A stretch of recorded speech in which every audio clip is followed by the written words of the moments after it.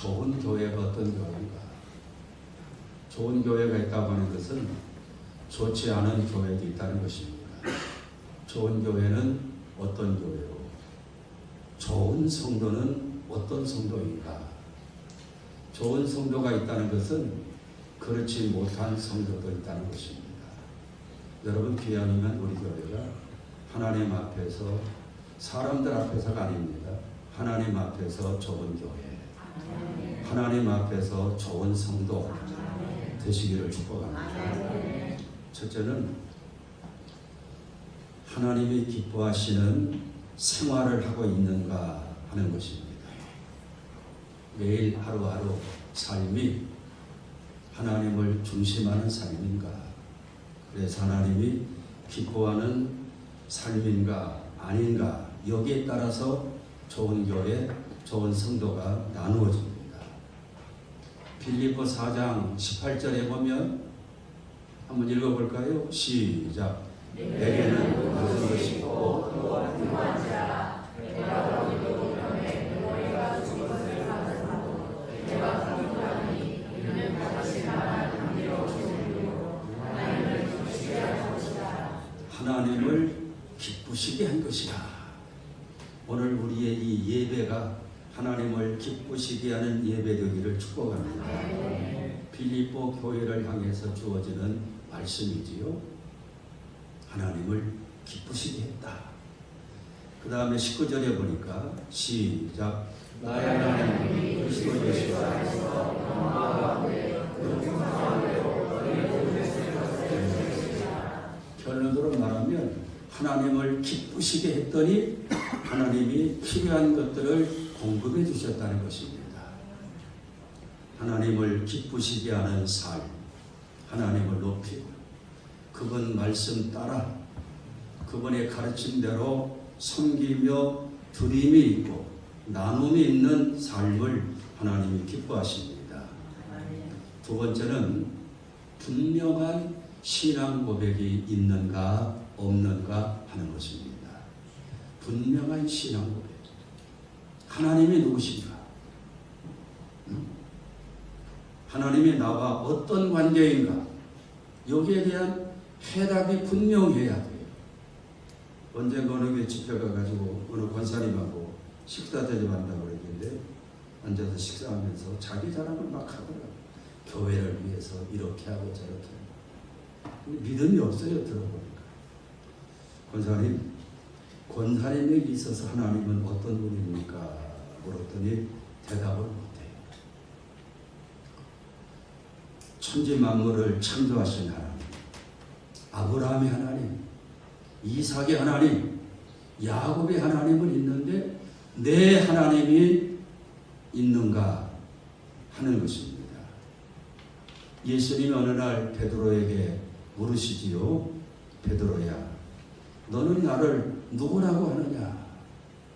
여러분에게 물어볼까요? 여러분은 하나님을 어떤 분이라고 고백할 수 있습니까? 그랬더니 베드로가 마태복음 16장 15절에서 뭐라고 말합니까? 16절에서 뭐라고 말합니까? 시몬 베드로가 대답하여 이르되 주는 그리스도요 살아계신 하나님의 아들이십니다. 그리스도라고 하는 말은 기름 부음을 받은 자라는 뜻입니다. 이 당시에는 왕을 세울 때 기름 부었어요. 제사장을 세울 때 기름 부었습니다. 선지자를 세울 때 기름 부었습니다.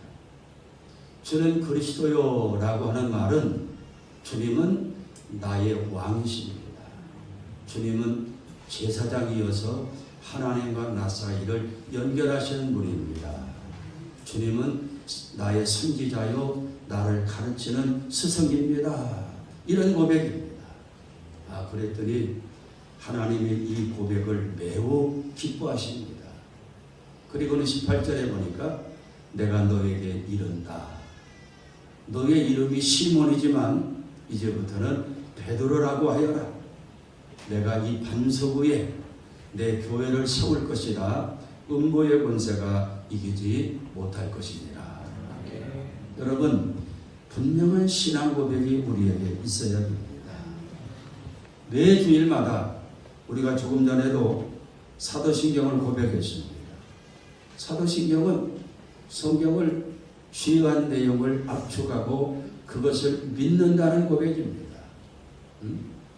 나는 전능하신 하나님이 천지를 지으셨음을 믿습니다. 그거죠. 성령으로 주님이 잉태되시고 동정녀 마리아에게서 탄생하심을 믿습니다. 여러분도 믿습니까? 본디오 빌라도에게 고난받고 십자가에 죽으시고 장사된 지 사흘 만에 죽은 자 가운데서 다시 살아났음을 나는 믿습니다. 믿습니까? 그런데 왜 절망하고 좌절해요?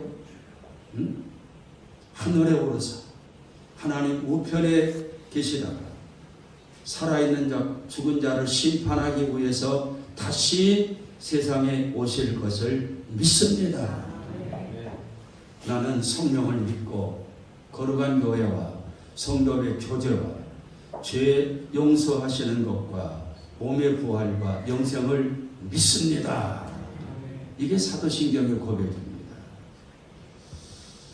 우리는 하나님이 어떤 분인가 분명한 내 고백이 있어야 돼요. 이 질문에 어물어물거리면 좋은 교회가 아니고 좋은 신자가 될 수 없는 것입니다.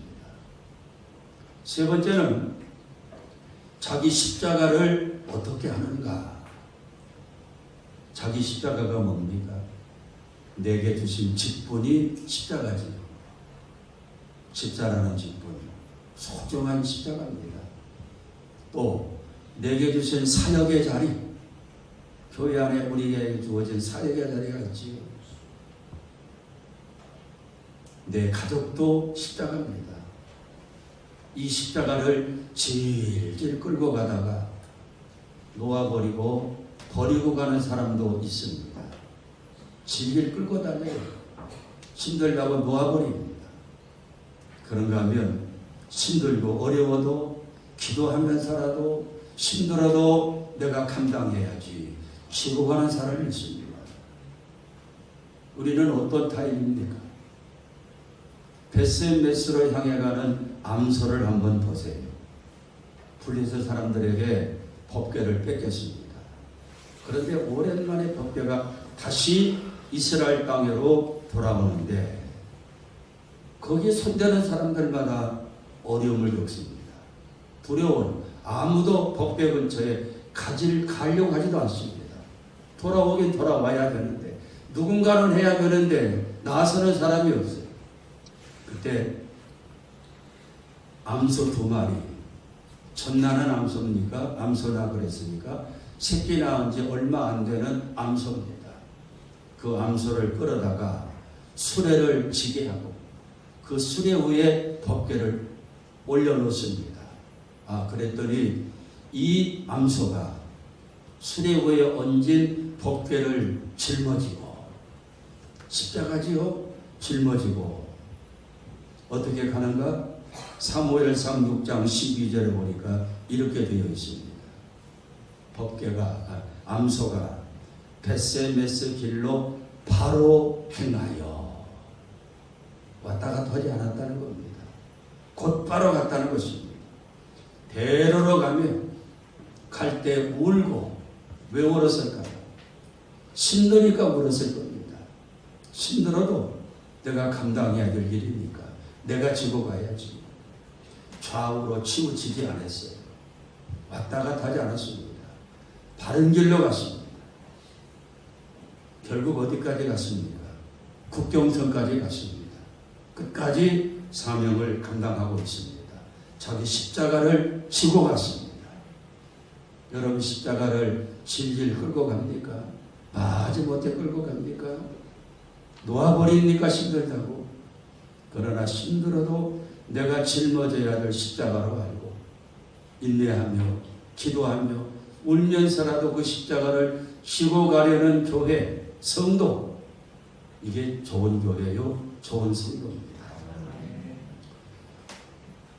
네 번째는 응답받는 기도가 있는 교회, 응답받는 기도가 있는 성도, 이게 좋은 성도예요.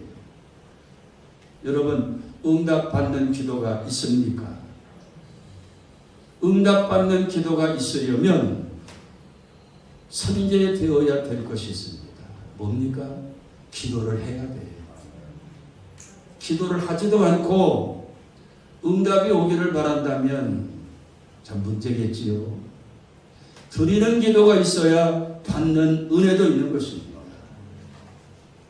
안타까운 것 중 하나가 뭡니까? 예배 자리에 왔는데 예배를 놓치고 가는 사람. 기도 자리에 왔는데 기도 못하고 가는 사람.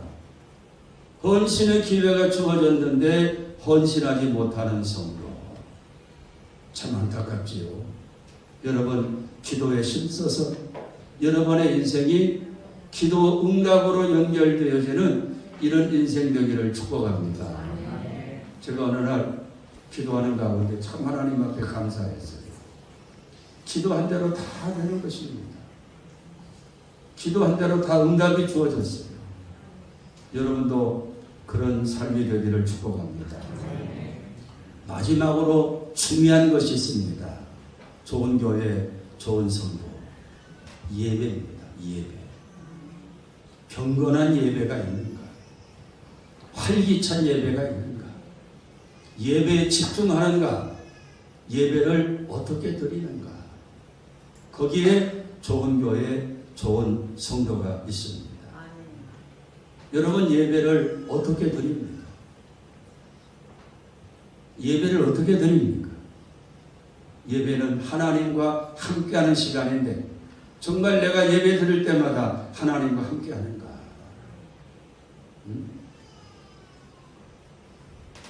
예배는 하나님 만나는 시간이지요. 좋은 예배를 위해서는 준비가 필요합니다. 준비. 적어도 예배 15분 전쯤에는 교회에 와가지고 하나님 앞에 예배 드릴 준비를 해야 됩니다. 헐레 벌떡 지각해가지고 참석하는 예배하고 한 15분쯤 미리 와가지고 준비 기도하고 드리는 예배 같을 수가 없습니다. 회개하고 마음을 정리정돈하고 오늘 주실 은혜를 사모하며 설교자를 위해서 기도하고 성가대 찬양단을 위해서 기도하고 준비되는 시간이 필요해요. 또 한 가지는 뭡니까? 예배 태도, 예배 집중입니다. 태도. 사모하는 마음이 있어야 합니다. 그리고 자기 스스로가 이 시간만이라도 내가 좀 경건해야 되겠다. 내가 정말 이 예배를 통해서 은혜받고 또 나를 드리려고 하는 뜨거움이 우리에 있어야 됩니다. 코람 데오라는 말이 있지요. 라틴어입니다. 코람, 앞에서.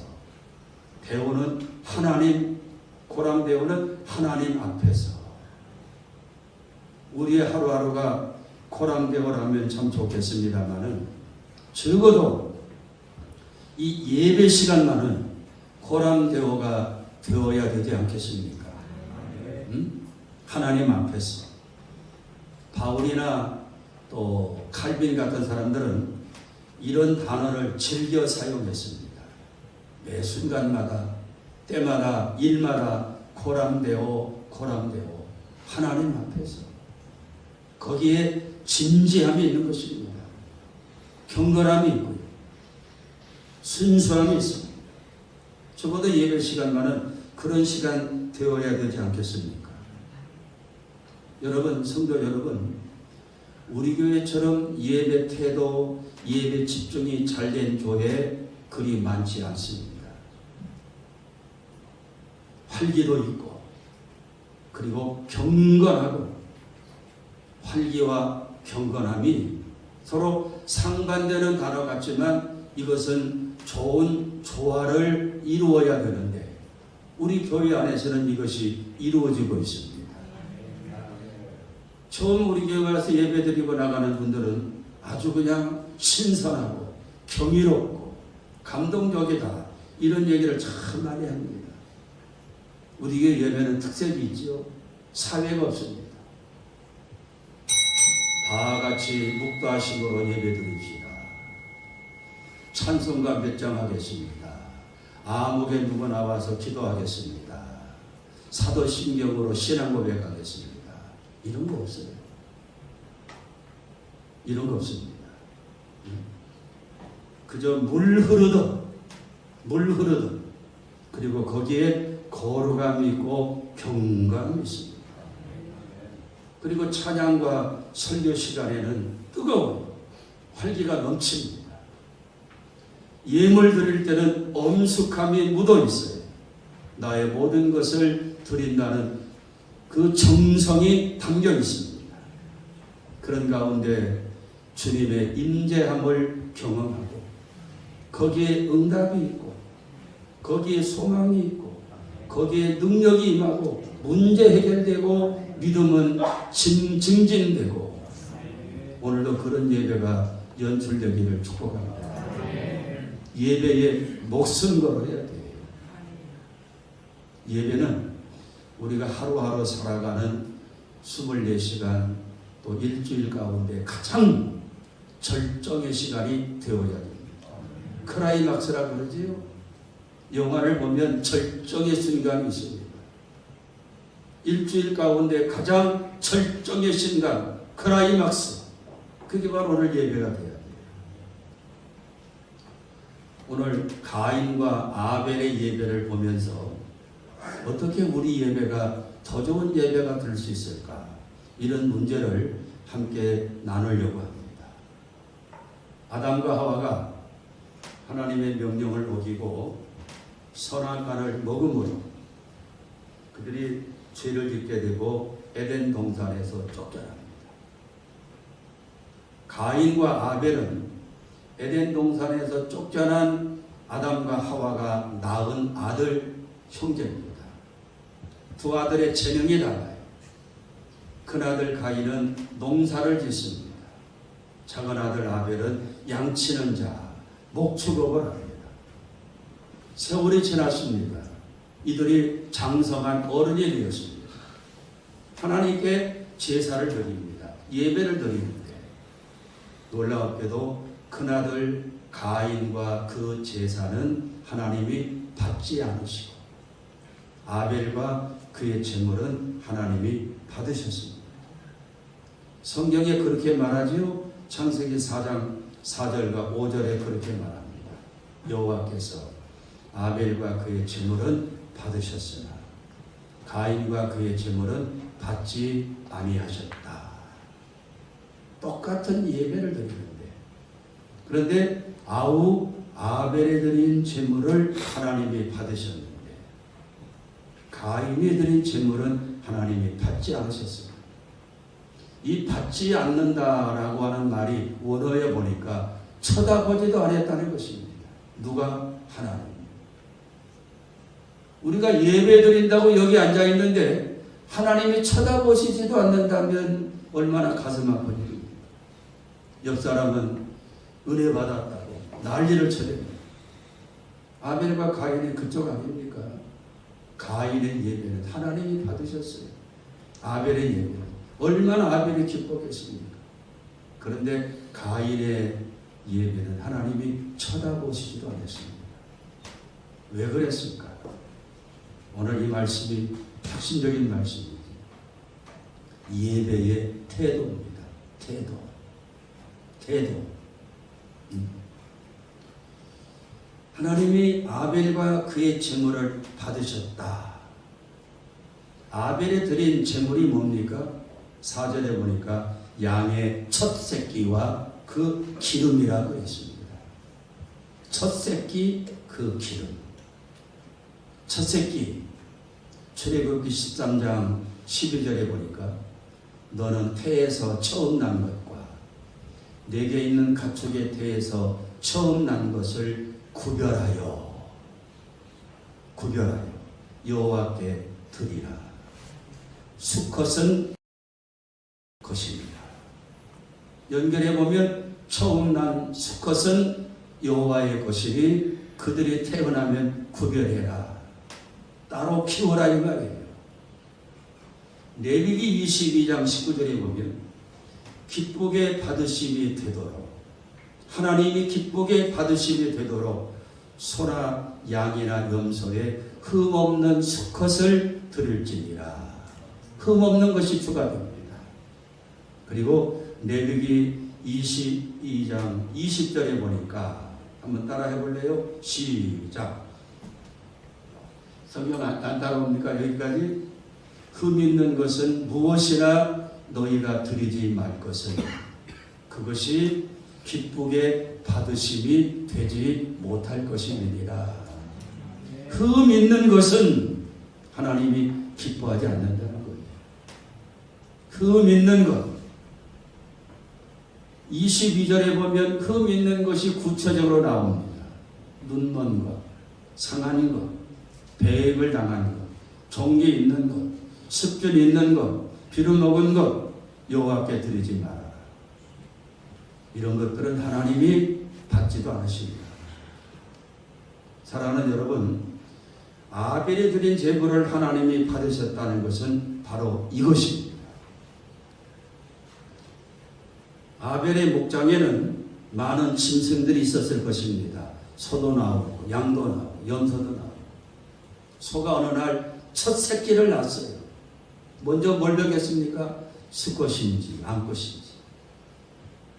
수컷이 태어났습니다. 너는 그래 처음 난 새끼니 너는 구별해. 너는 나중에 하나님 앞에 드릴 후보야. 별도로 관리합니다. 양도 그렇고 염소도 그래. 첫 새끼 수컷은 구별했습니다. 그리고 1년 동안 정성껏 키웁니다. 드리는 시간이 됐습니다. 흠이 있는지 흠이 없는지, 예? 절뚝발이는 아닌지, 눈이 멀지는 않았는지, 1년 동안 자라나면서 어디 고장난 것은 없는지 살핍니다. 그걸 누가 가르쳐 주었겠습니까? 아벨에게? 예? 그의 부모들이 아담이고 하와입니다. 이때는 제사장들도 없었을 때입니다. 아담이 제사장 되어서 자식들을 가르쳤어요. 하나님 앞에 예배는 이렇게 드려야 된다. 제물은 이런 것이어야 된다. 아벨로 목축과 가지 소야 양과 염소를 드릴 때는 반드시 처음 난 수컷 새끼다. 흠이 없어야 된다. 부모들의 역할이 얼마나 큰 것인지를 우리가 다시 한번 깨우치는 대목입니다. 드디어 드리는 날입니다. 이렇게 구별해서 키운 흠없는 수컷을 정성껏 하나님 제단에 드립니다. 번제, 화목제, 속건제, 또 속죄제를 드릴 때 이렇게 짐승을 잡았어요. 하나님이 받으십니다. 위에서부터 불이 내려와서 살라갑니다. 아벨의 기쁨이 얼마나 컸겠습니까? 아벨의 감사가 얼마나 컸겠습니까? 하나님이 부럽기도 하고 놀라웠기도 하고 감사하기도 하고, 내가 우리 부모님들의 지시를 따라 말씀대로 이렇게 제물을 드렸더니 하나님이 받으셨구나. 이때는 말씀도 없었어요. 잘 가르쳐야 됩니다, 자식들. 그런 아벨의 제물과 그 아벨의 태도를 하나님이 받으신 줄 믿습니다. 그래서 여호와께서 말씀하시지요. 4절에 아벨과 그의 제물을 받으셨느니라. 제물만 받으신 것이 아니라 아벨 자신도 하나님이 받으셨다는 것입니다. 우리가 하나님 앞에 예물 드릴 때 우리는 돈을 드리잖아요. 아무렇게나 생각 없이 드려서는 안 된다는 것입니다. 생색내기, 천연철의 11조 하나님이 받으시겠습니까? 흠없는 것, 눈먼 것도 안 되고 상한 것도 안 되고 종기 있는 것도 안 되고 습진 비루 먹은 것도 안 되고 온전한 것, 그것 드렸더니 하나님이 받으셨다는 것입니다. 시간이 많이 간다고 벌써. 두 번째는 아벨이 왜 실패했는가? 오늘 핵심적인 내용입니다. 아벨은 큰아들이지요. 인류 최초의 살인자가 바로 이 가인입니다. 가인. 농사꾼입니다. 농사에서 얻은 소산물 제물 삼아 하나님 앞에 드렸습니다. 그런데 가인과 그의 제물을 하나님은 받지 않으셨어요. 쳐다보지도 않았습니다. 왜 그랬을까? 제물이 문제가 있었을까? 곡식을 드렸습니다. 농사꾼이 땅의 소산물, 곡식을 드렸어요. 밀가루, 콩 이런 것들. 되게 밀가루를 곱게 빨아가지고 하나님 앞에 드립니다. 이 제사를 소제라고 이야기해요. 소제. 대개 소제는 가난한 자들이 드리는 예물입니다. 양과 소를 드릴 수 없기에 구할 수 없는 가난한 이들이 곡식, 밀가루를 곱게 빻아서 하나님께 드리는 제사가 바로 소제입니다. 가인이 그런 제사를 드렸어요. 값싼 제물을 드렸기 때문에 하나님이 쳐다보시지도 않았을까? 그게 아닙니다. 주님은 성전에서 많은 사람들의 예물 드리는 것을 쳐다보고 계십니다. 좋은 옷 입고 많은 돈 드렸다고 칭찬하지 않았어요.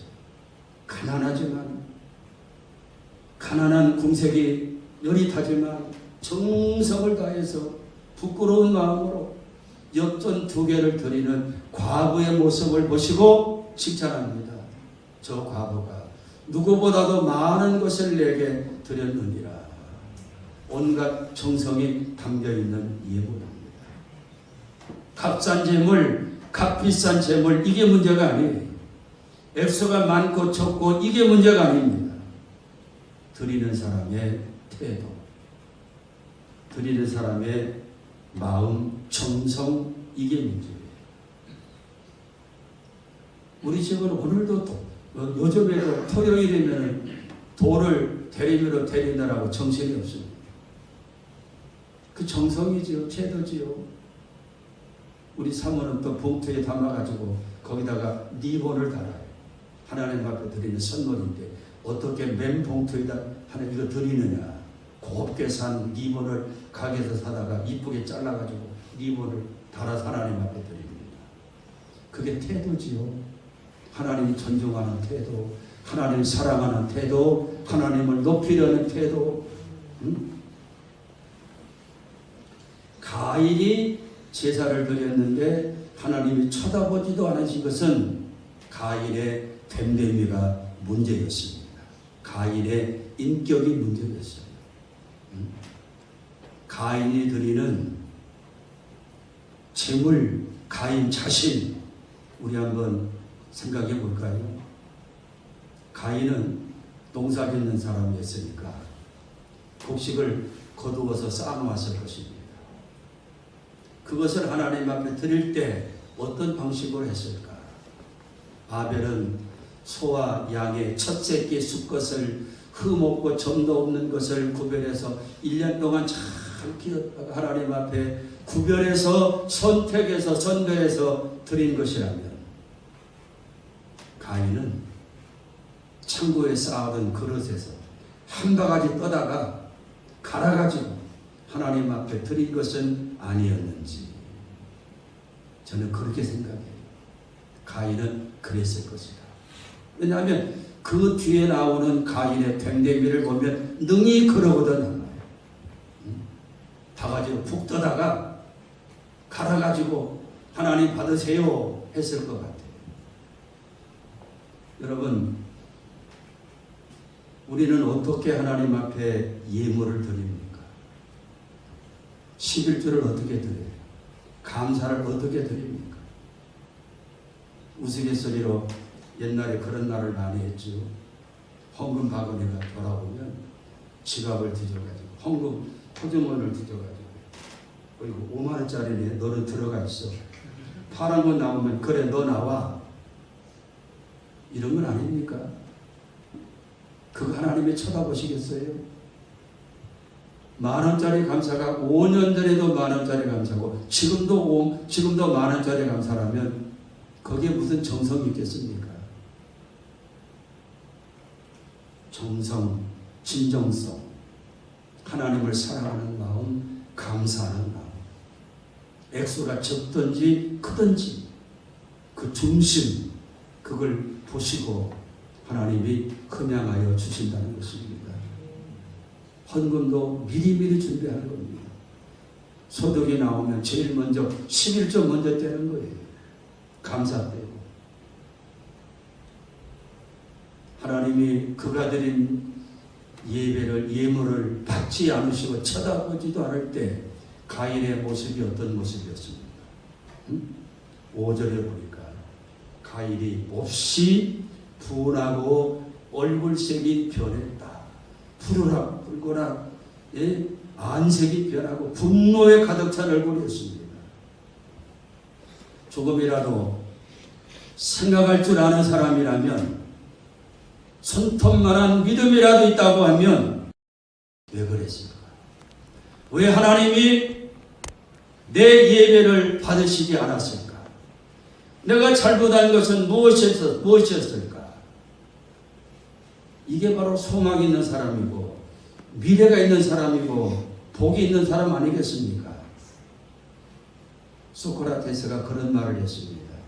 자기 성찰이 없는 사람은 가치가 없는 사람이다. 소크라테스 말로 이야기하면 자기 철학이 없는 사람은 살아갈 가치가 없는 사람이다. 성찰이 뭡니까? 자기를 돌아보고 깨닫고 살펴서 고쳐 행하는 것, 이게 성찰이에요. 철학자가 얘기입니다. 자기 성찰이 없는 사람은 사람으로서의 가치가 없는 사람입니다. 가인은 이게 없었어요. 왜 내 예배를 안 받으시지? 조금이라도 성찰할 수 있는 사람이라면 내가 잘못된 것은 무엇이지? 내가 뭐가 문제였지? 자기를 돌아보았을 것입니다. 얼굴색이 변하고 화가 치밀어. 또 한편으로는 동생 아벨이 밉고 죽이고 싶었을 겁니다. 그런 가인에게 하나님이 회개할 기회를 주시려고 찾아오십니다.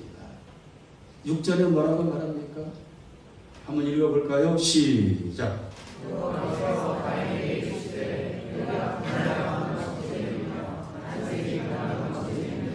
아이고, 내가 하나님 앞에 들켰구나. 안색이 변하고 내가 푸르락하고 내 마음에 시기 질투가 가득한 것이 하나님 앞에 드러났구나. 그때라도 회개하면 되는 거예요.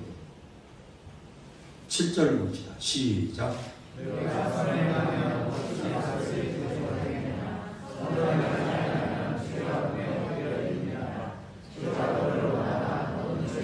할렐루야. 거기까지. 선을 행하지 않았다는 것입니다. 누가? 가인이. 하나님 앞에 얼굴을 들지 못할 정도로 부끄러움을 알고 있으면서도 하나님, 제가 잘못했습니다. 저를 용서해 주세요. 이걸 못했다는 거예요. 회개도 용기가 있어야 하는 것입니다. 그리고 결정적인 말씀을 남기시죠. 7절에. 죄가 너를 원하고 있다. 너는 죄를 다스려라. 죄가 여러분을 원하고 있대. 죄는 언제나 여러분을 원합니다. I need you. 나는 너를 필요로 해. 죄가 하는 말이 I want you. 나는 너를 원해. 내게 와. 죄가 여러분을 유혹한다는 것입니다. 꼬인다는 것입니다. 그때 우리가 어떻게 하겠어요? No, 안 돼. Never no, 절대로 안 돼. 네가 아무리 나를 원하지만 나는 너에게 갈 수가 없어. 나는 하나님의 자녀야. 나는 말씀과 기도로 무장되어 있어. 너는 나를 뚫고 내 속에 들어올 수 없어. 더러운 사탄아 물러가라. 이게 살아있는 성도 아닙니까? 가인은 그걸 못했어요. 결국 가인이 어떤 일을 합니까? 8절 봅니다. 시작. 가인이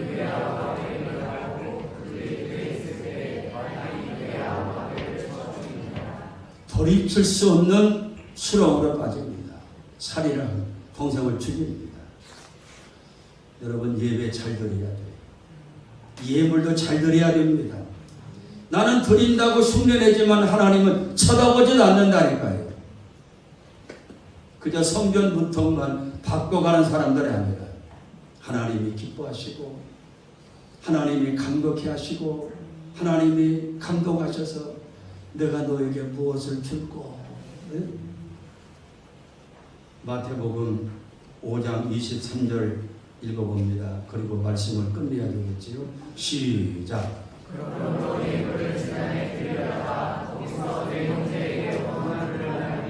하나님 앞에 나가 예배를 드리고 예물을 제단에 드리려고 하다가 네가 혹시 형제들에게 잘못된 것이 생각이 나거든 어쩌라는 것입니까?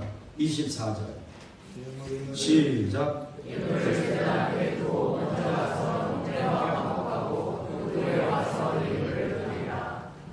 예배보다 앞서는 것이 뭡니까? 회복이, 화목이. 재물 드리는 것보다 우선해야 될 것이 뭡니까? 용서를 구하는 것입니다. 화해입니다. 요한일서 3장 12절 마지막으로 읽고 끝냅니다. 시작. 가인과 같이 하지 말라.